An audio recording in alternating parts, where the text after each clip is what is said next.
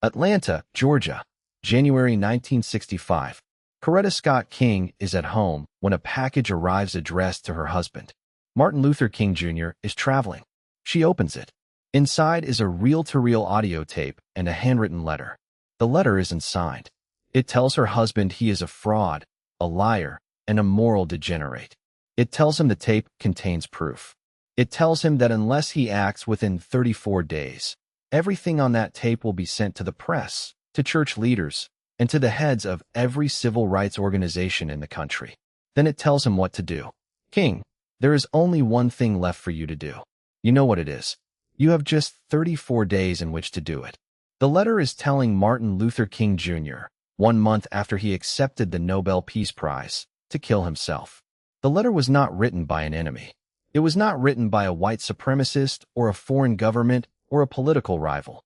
It was written by agents of the Federal Bureau of Investigation, reviewed by senior Bureau officials, and sent with the knowledge and authorization of FBI Director J. Edgar Hoover. This is not a conspiracy theory. The letter sits today in the National Archives in Washington, D.C. Any American citizen can request a copy. This is the story of how the most powerful law enforcement agency in the United States spent nearly a decade trying to destroy one man, and what it reveals about the institution that was supposed to protect him. The FBI's surveillance of Martin Luther King Jr. begins in 1957, the year after the Montgomery bus boycott makes him a national figure. The initial justification is a concern that one of King's advisors, Stanley Levison, has ties to the American Communist Party. Hoover presents this to the Kennedy administration as a legitimate national security concern.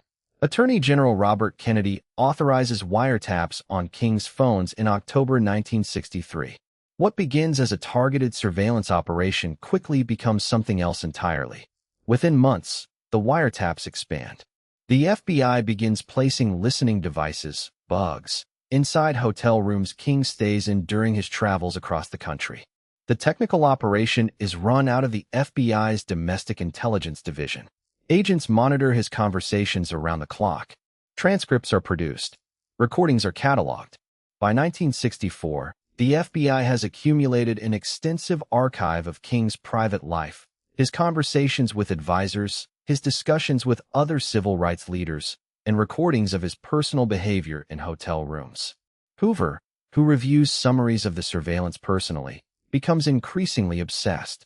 Internal memos show him describing King in language his own deputies find excessive, referring to him as the most dangerous Negro in America, as a degenerate, as a fraud whose public image bears no relation to the private man the FBI's recordings reveal.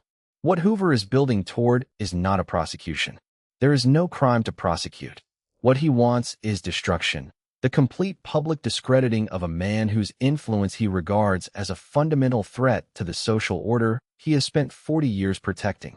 In November 1964, 2 weeks after Martin Luther King Jr. is announced as the Nobel Peace Prize recipient, FBI Assistant Director William Sullivan drafts the package that will be sent to King's office.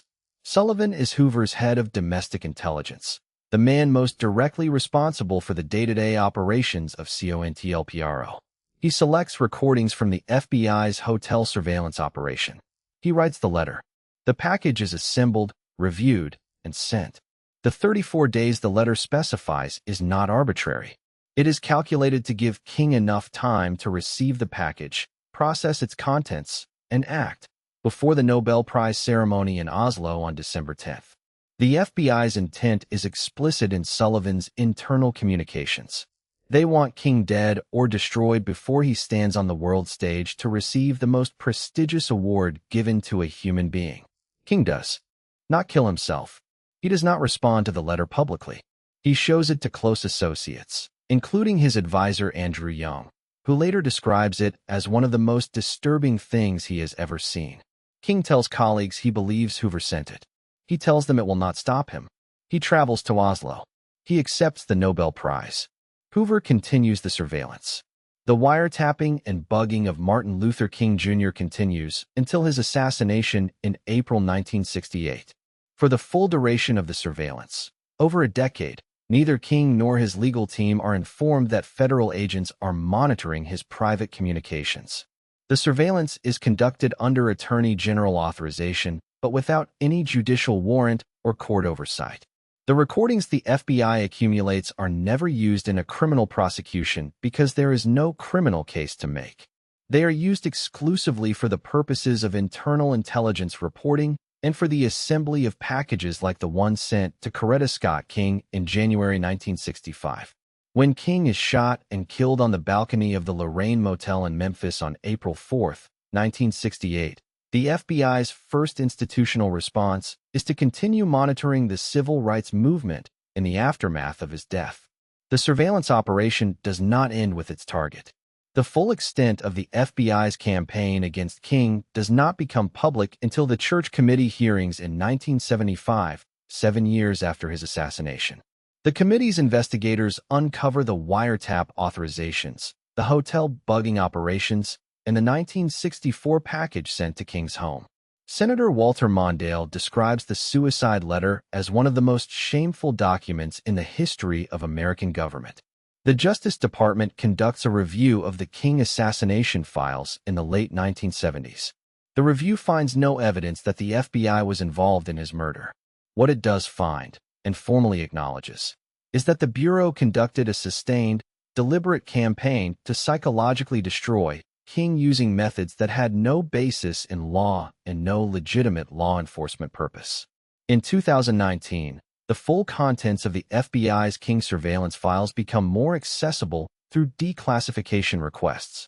Researchers examining the files find evidence that the scope of the surveillance operation was even broader than the Church Committee documented in 1975.